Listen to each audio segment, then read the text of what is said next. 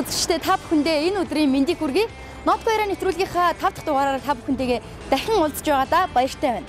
Гадаа хэдий хүйтэн сэрүүн байгаа ч гэлээ сэтгэлээ, бодлоо үргэлж эерэг зүйлүүдээр тэтгэж явдаг хүмүүсийн нүдний харц нь сэтгэл нь үргэлж дулаан байдаг юм.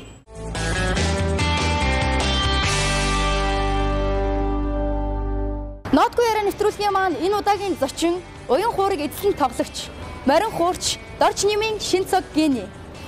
Дуудах нэрийг эцэг их олгож, дуурсах алдрыг өөрөө олдог гихчээр Шинцог Гений аавынхаа сайн сайхан зүйлийг бэлгэлж өгсөн энэ сайхан нэрээ урлагийн тэнгэрт өргөж, ичийн аавынхаа магныг тэнэлгэж яваа Монгол хүү. За сайн байцгаана уу үзэгчдээ. Одоо нийт монголчууд та бүхэндээ энэ өдрийн мэндийг хүргэе. Тэгээ манай оллоо телевизийн Нотко Яриа гэдэг энэ сайхан нэвтрүүлгийн 5 дахь оролцогч болсондоо маш их баяртай байна. Намайг доржны мохтой Шинцог Гений гэдэг. Одоо би морин хуурч мэрэгчлээ. Монгол улсын одоо Сүхбаатар аймаг гэж одоо тун хурдан адуугаар алдартай. Мөн зүүн бүсийнхэн маань морин хуурч одоо гарамгаа хуурчдаар их алдартай. Одоо тийм бүс байдаг. Одоо тэр дотроос манай их хуурч Жамин гээл одоо Төвдөн одоо маш алдартай зөндөө хуурчд байна л да. Манай Сүхбаатар аймгийн одоо Саарлгай, одоо Сэдэв сүрэн гэдэг одоо алдартай хуурчд байна. Одоо энэ сайхан нутагт төрж өссөндөө одоо маш их баяртай байдаг. Тэгээд Сүхбаатар аймгийн Баруурт суманд 1985 онд төрж өссөн. Тэгээд миний одоо гэр бүл бол ер нь урлагийн одоо хүмүүс байдаг. Одоо би аав ээж одоо ах эгч гэр бүлээ тавуулаа. Тэгээд манай аав бол кино найруулагч, кино жүжигчин Дорж нэм гэж хүн байдаг. Миний ээж бол хуучир хөгжимчин одоо Эчин Норов гэдэг одоо миний одоо төрлөх сургуулийг 1975 онд төгссөн хүн байдаг. Игч бол 2000 онд хөгжим бүжгийн одоо дээд сургуулийг бүжигчин мэргэжлэр төгссөн. Мөн сүүлд соёл урлагийн их сургуулийг одоо уртын дуучин мэргэжлэр бас давхар төгссөн. Майвэслэг гэж байдаг. Миний ах болохоор яг одоо яг өөрийнх нь явсан одоо чиглэл нь бол цэрэг арми цэрэглэр явсан одоо хошууч Батлан хамгаалахын яамд одоо хошууч хийдэг. Тэгээд ер нь бол өөрөө урлагийн маш их авьяастай. Одоо гитар тоглоно, өөрөө бас хөвмөл гэж оролдоно. Надаас өмнө ер нь манай аав ээждэр яг морин хуурч хөвмөчин болохыг гэж анх бодож хүсэж ирсэн байлээ. Тэгээд яагаад ч юм болж чадаагүй. Нэг тийм одоо хүүхд хүмүүс ирдэг ш нэг сахилахгүй байлаа. Тэгэж октоодыг одоо яаж илаа өмөлжилаа гэдэг. Би бол бодоод тахт ерөөсөө тийм байгаагүй юм шиг санагдаад байд. Их даруухан их тийм одоо яаж урлагийн болохыг гэж боддог байсан баг. Тэгээд их тийм бүрэг ичимхий хөхт байсан юм.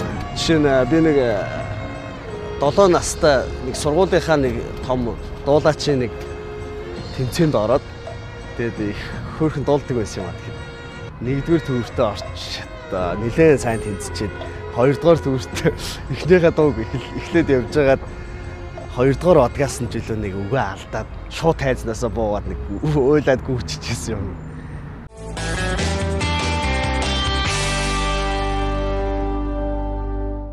Сүхбаатар аймагт төрчөөд дараа нь аав ээж нэг ажлын шаардлагаар Сэлэнг аймагт Сэлэнг аймгийн Сүхбаатар хот гэж байдаг. Тэнд манай Сэлэнгийн долгио чуулгын соёл дараагаар 7 жил ажилласан.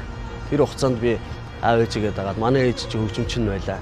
Тэгээд тэр долгио чуулгын одоо уран бүтээл маш юусо бүгдийг үздэг, бүгд дотор нь дандаа ажиллаж байхад би тэнд донд цог амьдардаг байлаа. Тэгээд хотод ирээд манай ээж бүх зэргийн дуу үжигээр эрдмэж болгоход хөгжимчин ихэд би бас тэнд дотор гүүгэл явж идэг байсан. Өдөртөө ч наваг энэ үлээвэр хөгжмийн үлээгээд сууж байхад өдөртөө ч наваг загнадаг байсан байхгүй. Тэгээд тоглоом шоглоомоор одоо чиний соол гихчээд би хажууд нэг хөгжим барьсан үлээсэн. Заримдаа ингээд зөгчлээд чи чимээгүй бай гэл. Манай ээж юу морин урт маш их дуртай. Тэгээд би өөрөө бас дэндүү сонирхолтой. Хүн ер нь мэрэгчлээ сонгохдоо бол тэр мэрэгчлээ өөгүй сонирхолтой, өөгүй тэр одоо мэрэгжлийн төлөө амьдралаа хөөсч буцахгүй байж ямар нэгэн тодорхой хэмжээний амжилт үзүүлдэг юм байна гэж би бас ойлгодог. Тэгээд тэр ч утгаараа би нэг түүх ярих юм бол манай ээж нэг өдөр гэрээсээ гарах гээд явж байхдаа за минийхөө чамд ямар одоо ээжээсээ өсөх юм юу байна гээл. Би ээжээсээ нэг юм гуугаал байсан. Ээж та ажилласаа орой ирэхдээ нэг юм аваад ирээчлээ. За ээж нь юу авчрах вэ? Чихэр авчрах уу одоо тий орой ирэхдээ гоё юм аваад ирэх юмэрхүү гээд. Үгүй ээ нэг л юм гээд. Би тэрийг бас хийлж чаддгүй.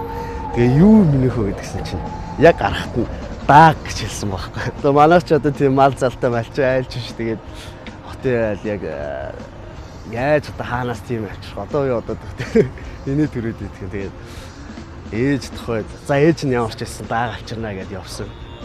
Тэгээ орой ирсэн чинь би гаднаас гүгэл тоглож байсан ороод ирсэн чинь ээж нөгөө дааг нь аваад ирсэн шүү дээ.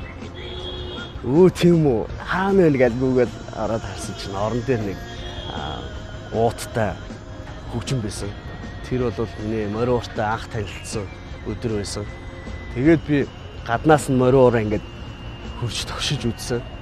Тэгсэн чинь хялгастай ингээд анх удаа тэгэж морин уурт хурж байгаа байхгүй. Тэгээд ээж минийхөө задлаад үзгээд онгоолгоод үзсэн чинь амар гоё хөгжим байсан. Надад яг тухайд ингээд төрсөн сэтгэл маш гоё хүрсэн, маш их таалагдсан. Тэр сайхан хоорыг билгснээс хойш би дөрөг 8-9 ууртай олцсон байна. Нөр одоо байгаа. Одоо би тэрийг нэг юу шиг одоо нэг хүмүүс нэг тагцсан тийм юу гэдэг штэ. Одоо мод ч гэдэг юм уу өөрийнхөө уул овоо байдаг штэ. Тэр шиг одоо миний гэрээ хойморт дан хадаг болсон. Янз бүрийн хадгаар оролцсон байж байгаа. Тэгээд янз янзын хоор байна л да. Одоо шин тэр клипэн дээр гарсан тийм ясуур манай гэрт гайхдаг хүмүүс. Ямар сонио хоор вэ гэдэг. Мөн бүр яг орчин үеийн классик маягаар хийсэн.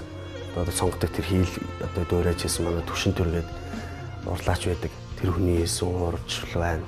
Одоо сая сүүлийн одоо морин урлаачдын тэмцээн гэж бас болдгоо. Тэнд нэгдүгээр байрыг эзэлж ирсэн тэргүүн байр эзэлсэн манай байгаль зохион маань Бат амьдрал гэдэг. Одоо урлаачийн уурчлал байна. Яг миний тоглодог яг өөрийн одоо яг мэргэжлийн юм дээр тоглодог ормон бол инх болт гэж одоо мастер урлаач байдаг. Тэр хүний эсвэр байдаг. Шин цаг сэтгэлийн ур ухааны ураас сүлэн байж амьдралын үнэнч хань болсон уянгад хуурай ихшиглүүлгийг нь сонсоход үнэхээр тааламжтай.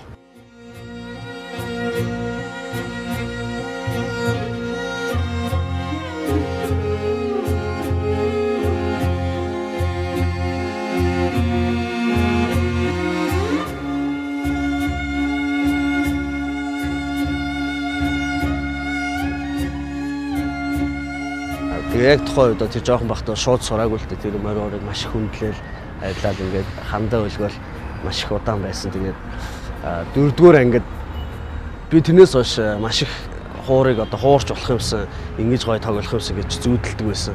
Морин уурыг ингэж гоё тоглож явах юмсан гэж боддог байсан. Тэгээд манай ээж нэг өдөр л за минийхөө одоо энэ манай ээжийнхэн төгссөн сургуульд шалгалт өгнө гэдэг нэг өглөөл явсан. Тэгээ би ээжигээ дагаж очиод шалгалтанд нь өгсөн. Манай сургууль бол маш өндөр шалгууртай сургуультай. Энэ нь бол сургуультай 34 үлээ анх орж исэн. Тэгээ төгсөхдөө 9 хүүхэд төгсөж исэн жишээтэй ч юм уу. Тэгээд ер нь сургуультай ингээд анх ороход 10 хэдэн хүүхэд ер нь морин уурч болныг бүгдээ шалгалт өгсөн. Тэндээс зөвхөн 3 хүүхдийг аавна гэж болдгоо. Тэгээд тэр өстө нэлээ өндөр шалгууртай одоо шигшигдэж ямар ч байсан энэ 3 хүүхдийн нэг нь болоод орсондоо бол маш их баяртай байдгийн. Тэгээд сургуульд орохын өмнө ч орсны дараа ч гэсэн ер нь маш их одоо тийм саад бэрхшээл одоо хүндрэл одоо шантрах зөндөөл юм гарч ирсэн. Одоо бол яг л нэг гэр бүл өөрсдөө урлагийн хүмүүс учраас би бүхэл багасаа ерөөсөө урлагаар л амьсгалсаар аваад өвдөж зэрэгт ерөөсөө урлагтай холбоотой болсон. Тэгээд энэ болгонд дурлаад энэ болгонд хийгээд яс одоо намайг анх одоо шалгаж авсан миний хайртай багш одоо талигаж болсон. Одоо амар жаргал гэж гайхамшигтай мөр урч багш байсан.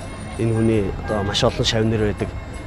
Одоо ингээл нэлээд сайн авдаг бүгд л одоо би одоо хараад бүгдээрээ л мондог хорчтой байдаг. Би бас багштай хайртай баярлж явд юм аа. Хөгжим тоглохыг заагаад өгчихвөл хүн болгол тоглож чадна. Гагцхүү тухайн хөгжмийг амьдруулж өөрөөр нь хөг аялгау гаргуулна гэдэг хүн болгоны чадах зүйл биш.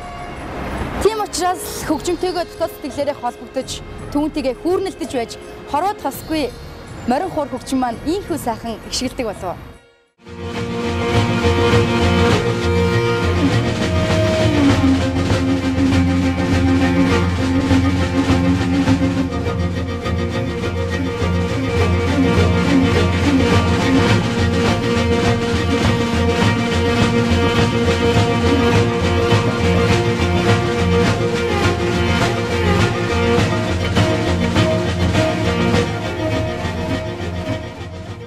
Би ер нь бол одоо энэ агуу яг үе гайхамшигтай уурчдыг бол бүгдээрингийн хэлмээр байна.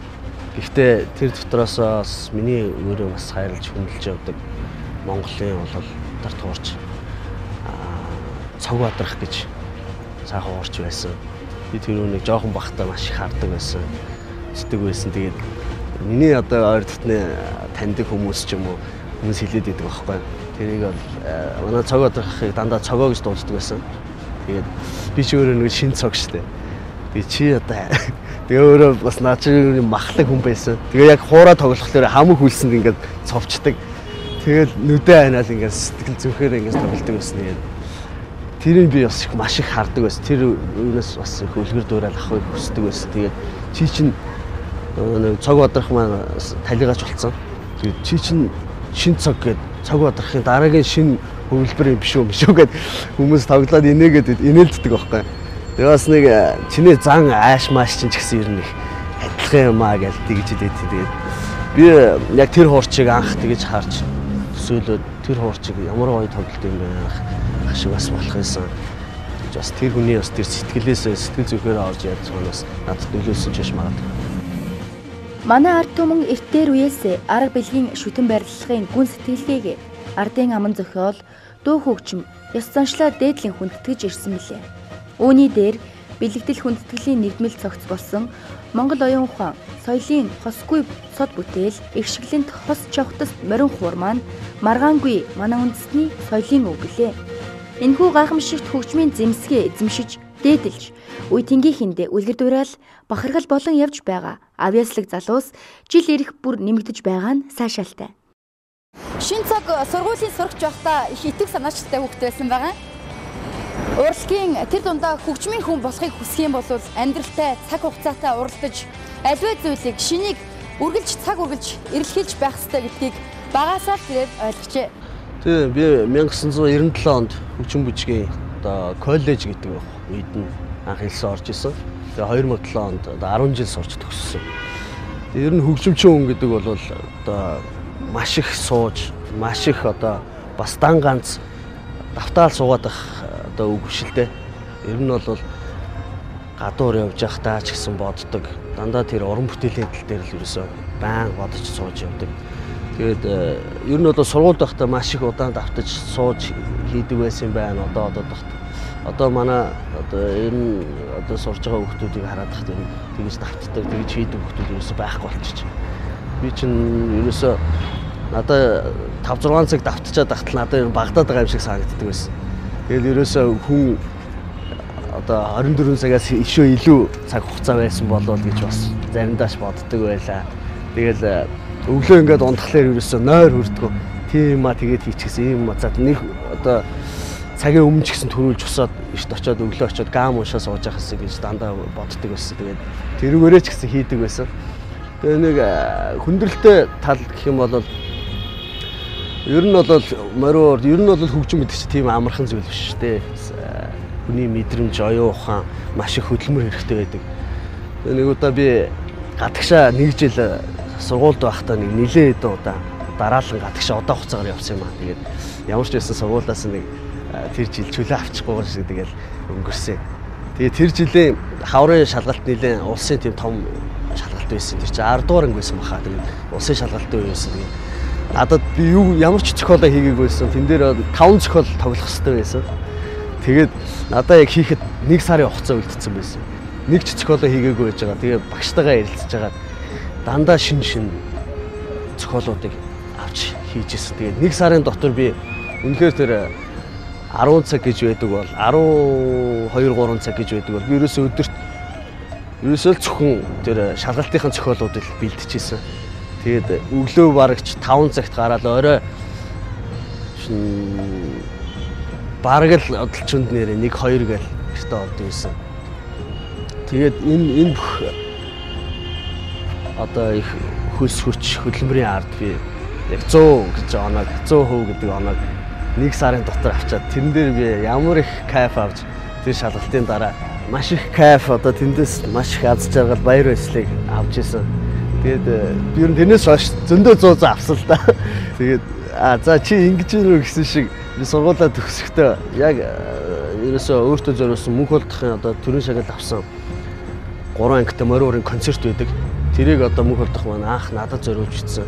Тэгээд 2007 онд анх удаа тэрийг сургуулийн шалгалтын дээр тоглоод мөн Шостаковичийн санаад одоо Хятадын Либо гэдэг алдарт хуурчин Алсын отор Японы одоо хөгжмийн зохиолч Исаши Моритагийн миний зүрхний аялал гэх зэрэг зохиолуудыг одоо шинээр анх сэдэж өөрөө найруулж хөрвүүлж тэн дээр анх тоглоод 120 гэж оноо авч ирсэн. Тэгээд зарим хүмүүс ямар ч тийм оноо байд тийм үү гэж инээлдэг жишээтэй шүү. Тиймэрхүү юм. Тэр одоо мэдгүй одоо тухайн үед ямар ч 5 гадны 5 шүүгч байсан. Тэгээд тийм оноо тухайн үед авч ирсэн. Тэгээд диплом дээр бас бичигдсэн байдаг. Тэгээд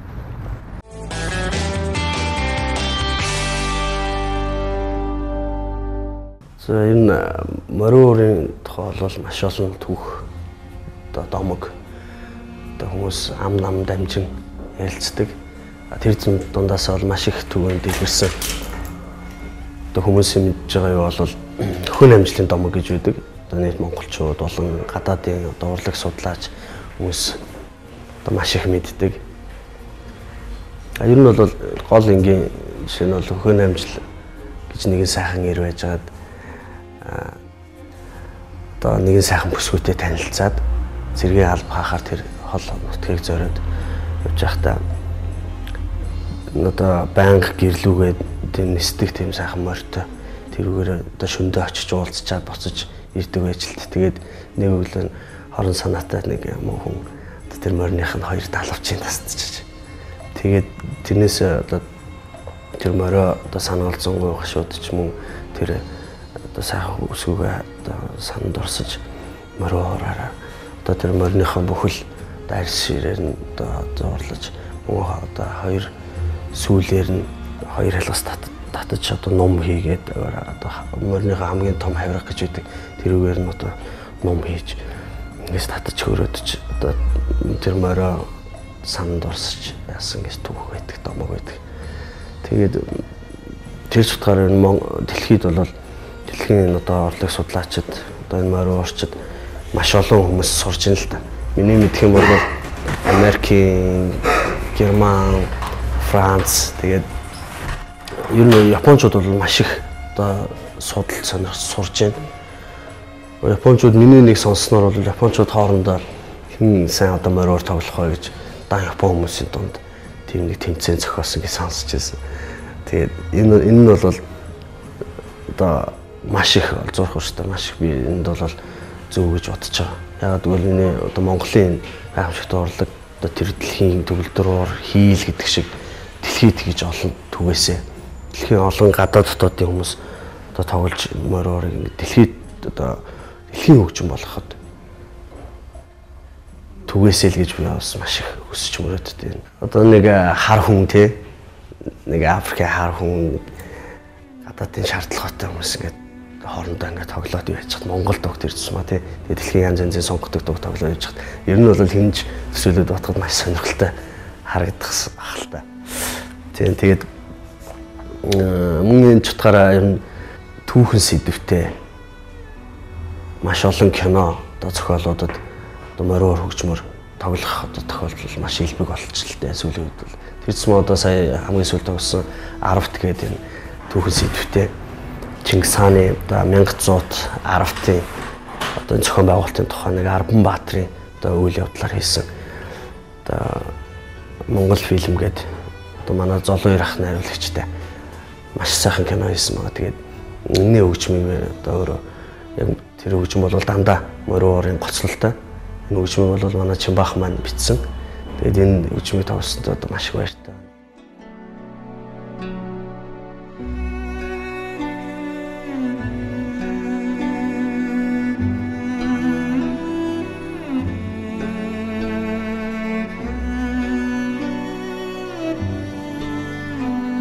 Тэр одоо 10-ын клипэн дээр гардаг хуур бол ер нь эртэндээ үедээ тийм тэгж тоглодог байсан гэж нэг судлаачд бас үздэг юм билээ.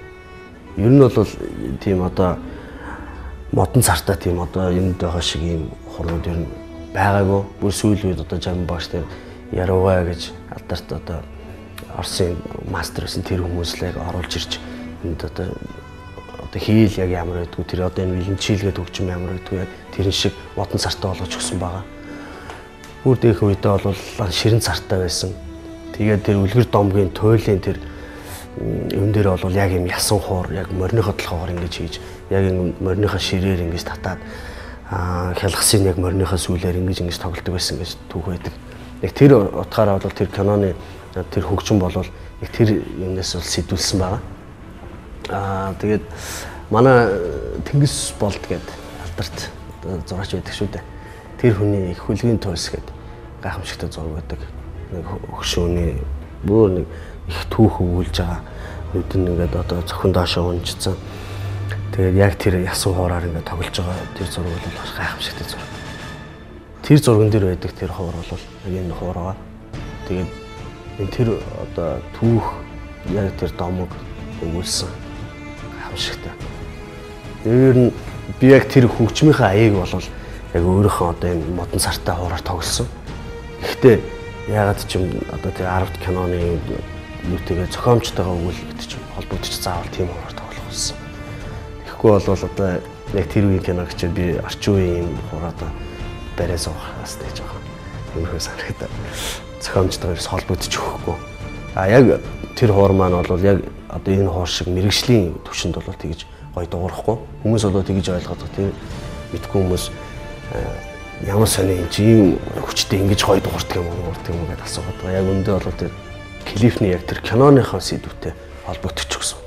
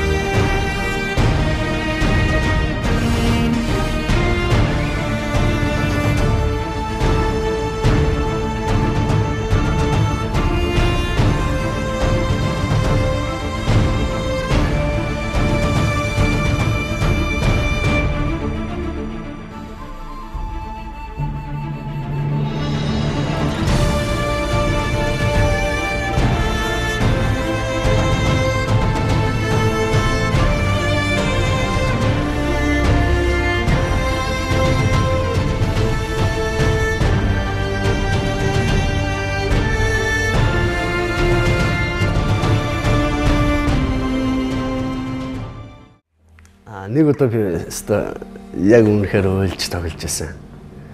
Гэтэ ер нь бол ямар юм ингээд яг хөгжмийг тоглохдоо зүрх сэтгэлээс тэр одоо дайн тулаан болж байгаа бол яг тэр өөрөөсөө эрчтэй хүчтэй тэр өстой яг дотор нь орж иж тоглохгүй бол яаж тэр үзэгч олон түмэнд хүргэж чадах вэ те зүрх сэтгэлээс. Зүгээр л өөрөө өөртөө тоглоод энэ зөвхөн нэг хэдэн нотыг уншихад бол яг өндөө бол тийм хэцүү юм байхгүй. Хинж бүгд чадна. Хамгийн чухал нь тэр зохиолын агуулга дотоод тэр хүн ертөнцийг өөрөө олж мэдэрч яг тэр одоо нэг гашуун тухай ч юм уу нэг хүний зовлон жаргалтай уйлж байгаа эсвэл инээж хөөрж баярлж байгаа үнэхээр техниктэй тэр гой гой зохиолуудыг тоглоход яг тэрийг өөрөө мэдэрч өөрөө тэрийг маш сайн ойлгож тоглохгүй бол тэр олон үзэгчдийн сэтгэл зүрхэнд бол хүргэж чадахгүй. Би нэг удаа тэр хангалгын 60 насныхны концерт байсан санагдчихэв. Тэр тоглолтын дээр би симфони оркестртэй хангалын маруурын концертыг тоглож байхдаа өстө үнэхээр зүрх сэтгэлээс дотроо болж гаднаа нулимс гоож чижсэн. Яг тэрний бичлэг нь байдаг л та хувийн бичлэг хийсэн. Хүмүүс яг миний юу ингээд ойртолоод яаж хат нулимс ингээд гоожаад тоглож байсан. Тэгээд яг тэрийг тоглоод дуусгаад нэг өөрийнх нь одоо их чинь өөрийнх нь төрөл төрсгт хамаатан содууд бүгдээрээ босч ирээд алга тисчээсэн удаас амар сэтгэл төрчихсэн.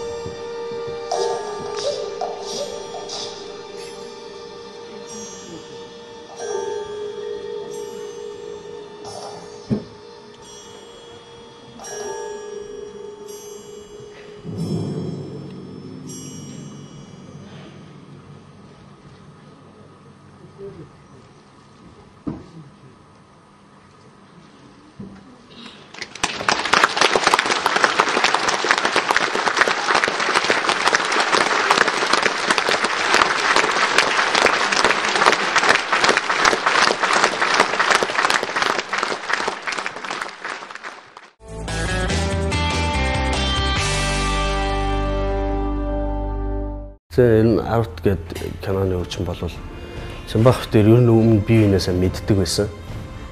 Тэгээд нэг өдөр Чамбах над руу ирсэн. За нэг ах нэг юм киноны хүчин ороод ирсэн байна. Би энийг бодохдоо ерөөсөө чамааг л төсөөлж би энийг бичлээ шүү. Тэгээд гоцлон зөвхөн мориор байх болно. Тэгээд чи энэ дээр гоцолж одоо тоглоно. Гэхдээ өөрийнх нь Чамбахын өөрийнх нь суурь нь аав ээж хоёр нь хоёулаа нэг үндэсний өвчмчин хүмүүс. Тэгээд суурь байсан болохоор их дөхөн байсан бахмаар орлоо бичгээд тэгтээ надаа нэг дутагдaltaй ч юм уу эсвэл тэр дутагтай тал нь бас давуу тал болчиход байгаа. Юу гэхээр Чамбах нөгөө хуурыг бас нэг сайн мэдэхгүй болохоор таналс гэж одоо хөгжмийн юу гэдэг л та. Одоо өнгө ихшгэлгээний таналс гэдэг яг тэр таналсыг бол хуурны хувьд бол яг зөв болол олж өгч чадаагүй. Шин тэрийг одоо тэр сонгодог байрлаар сонгодгийн одоо тэр дээстэй тэр пикарттай тэр хэцүү одоо тэр барууны тим таналс хөгжмийн тэр таналстаар бичсэн болохоор надад нэг талаас тоглоход бэрхшээлтэй байсан боловч нөгөө талаас намайг хөгжүүлэхэд нөгөө талаас намайг яг тэр гоёг цэвэрхэн юг тоочны хийхэд маш их төхөн болж өгсөн. Тэгээд энүүгээр бас их давуу баяртай.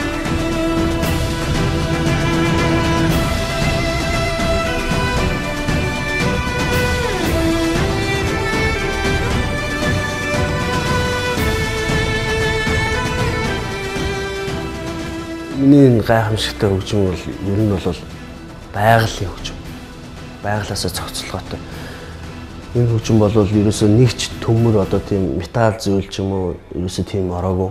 Одоо хоёр сүүлэн гэхэд л морины сүүл тэгээд мод тэгээд дандаа тиймэрхүү байгалийн юмар хийсэн. Тэр ч утгаараа хүний зүрх сэтгэлийг хөдлөхдөө маш их ялбар амар. Ерөөсөө хуурыг ингээл татхад хүн өөх ямар гоё дуутай мэ гэдэг ингэдэг. Тэгээд тэр хөглөгөө нүртэл кварт квинт тэр маш гоё зохицолгоотой. Тэгээд ер нь морь тэгээд энэ байгалийн юм гэдэг чинь ер нь байгальтайгаа холбоотой. Жишээ нь морины ингээд одоо хажууд ингээд хуур ингээд тоглоо. Бид зөндөө клип зөндөө юм тоглолтууд тоглож ирсэн л. Ингээд хуур дуграал ингээд яхахлаар зүгээр ингээд номхон байж исэн морь чинь ингээд бүр соотоогоол. Тэгээд дороо бүр байж чадвал ингээд хөлмөлөө шидээл ингээд янцгаагаал чихэн бүр ингээд сотолцоод байна. Тэгээд идэг. Тэгээд энэ бас хүн холбоотой юм шиг санагдаад байдаг. Орондоо тэмээг одоо ингэ одоо яаж бойлуулдаг вүлээ те. Тэмээний хажууд ингээд одоо ботгоо олсон тэмээний хажууд ингээд тоглохлоор яг үнэхээр нулимс ногоож идэг шүү дээ. Тэр тийм тоглолтыг зөндөө хийжсэн. жуулчдад ингээд бүр сонирхуулах маягаар яг тэмээний хажууд очиж байгаа бид тоглолт хийжсэн. Тэгэхэд яг тэр тэмээ бол үнэхээр уйлдэх юм бэл. Том нулимс гаргаад тэр том нүднээс нь зүгээр том нулимс гараад уйлдэх юм бэл. Энэ бол яхаарахгүй мөрөдөг хөгжим. Тэгээд байгалийн цогцлогоотой яхаарахгүй амьд хөгжим гэдэг нь дээр харагдаж байгаа маа. Тэгэж судалгаа хийсэн зөндөө хүмүүс байдаг юм бэл. Тэгээд нөгөө морины тийм марзай, морины одоо тийм тарин марин гэж байдаг л да.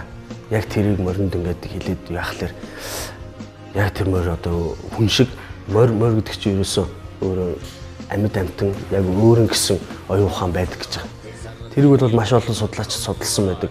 Тэр суу морин уурыг сонирхолтой тэр гадаадынхан судлаад ингэж заримдаа бас бидний мэдэхгүй юм хүртэл гаргаж ирдэ шүү дээ. Морин уур чинь ингэж яагаад ийм өнгө аваад ингэхлээр морь чинь өөрөө ингэдэг юм байна. Хичээдээ сонирхолтой бас яриад тий. Одоо ямар ч гэсэн морин уурч болоод ингээ сайхан одоо энэ Монголынхон гайхамшигтай урлагийг дэлхийн тавцанд одоо дэлхийн олон үзэгчдэд түгээхийн төлөө одоо зүтгэж энэ гоё урлагаар явж байгаа маш их баяртай байдаг. Энэ гайхамшигтай Молдор эрдэнэ толгойд морин уурын хөгжмийг бол хөгжүүлэхэд маш олон хүмүүс одоо зүтгэж байгаа монголчууд. Тэр дотроос одоо манай одоо энэ миний сууж байгаа энэ гайхамшигтай урлагийн эзэн болох байгуулж байгаа юм маань. Хшиглэн магна гэдэг одоо үйлдвэртэй ард бол морин уурын бүтэн үйлдвэр бүтэн одоо яг би хүнийхэн тав мэдэхгүй. Гэхдээ бараг ойролцоогоор 100-аад хүний тийм бүтэн одоо ажил явагдаж байна. Зөвхөн морин уурыг хийх, морин уурыг хөгжүүлэх. Тэгээд энэ бол дэлхийд даяар би энэ хүний одоо энэ урлагийн хөгжим бол дэлхийд даяар тарцсан байгаа гэдэгт итгэлтэй байна. Зөндөө хүмүүс авч ирсэн. Зөндөө би нэг Америкийн нэг айлд яваад ороход хүртэл өөдөөс байгалахын хуур ханд нөлөөтэй ахыг харж ирсэн. Тэр хуураар би тоглоо сууж ирсэн. Энэ бол маш бахархалтай юм л да. Тэгээд би өөрөө нөгөө хуурч хүн хуурыг ингэж маш олон гадаад дотоод юм монголчуудаа л ингээд танилцуулах гэж явж байгаа хүн. Нөгөө талаас манай агуулж байгаа маань хуурыг яг хийдэг хүн баа, уралдаг хүн баа. Өнөөдөр хүртэл хуураар нь тоглоод явж байгаа. Маш гоё л да. Тэгээ ер нь бол бидний энэ залуучууд зүйлд гарсан одоо энэ сайхан хуурч, сайхан урлаачд бас гарч байна. Ер нь бол миний одоо хүсэл мөрөөдөл бол дэлхийд би одоо тэр эрт дээр 13 дугаар зууны үед бид дэлхийн тэр талыг морьтойгоо эзэлж исэн бол өнөөдөр бид нар заавал Америкийг бид нар эдийн засгаараа бид нар хүнийхээ тоогоорч гэдэг юм уу бас боломжгүй бас зүйлүүд гэж бас байна шүү дээ тий. Тэгвэл бид нар яагаад урлагаараа морин уураараа би дэлхийг эзэлж болохгүй гэж. Тэрний төлөө одоо бидний энэ залуучууд маш их зүтгэж байгаа. Тэгээд ирээдүйд би морин уурыг хийлээр сольж дэлхийн одоо улс болгонд энэ морин уур ихшгэлдэг байгаасаа гэж л мөрөөддөг. Уянгат хуурынхаа ая аялгауг сэтгэлдээ шингээж ард олонныхоо зүрхэнд хүч нэмж яваа залуу уран бүтээлчтэй уран бүтээлд нь өндрөөс өндөр амжилтыг хүсч уран бүтээлийнх нь алтан шар зам үлзийтэй байгаасаа гэж хүсэн өрөөж энэ удаагийнхаа дугаарыг өндөрлөж байна. Дараагийнхаа нотгүй яриа нэвтрүүлгийнхаа шинэ дугаараар иргэн уулзлаа. Баяртай үзэгчдээ.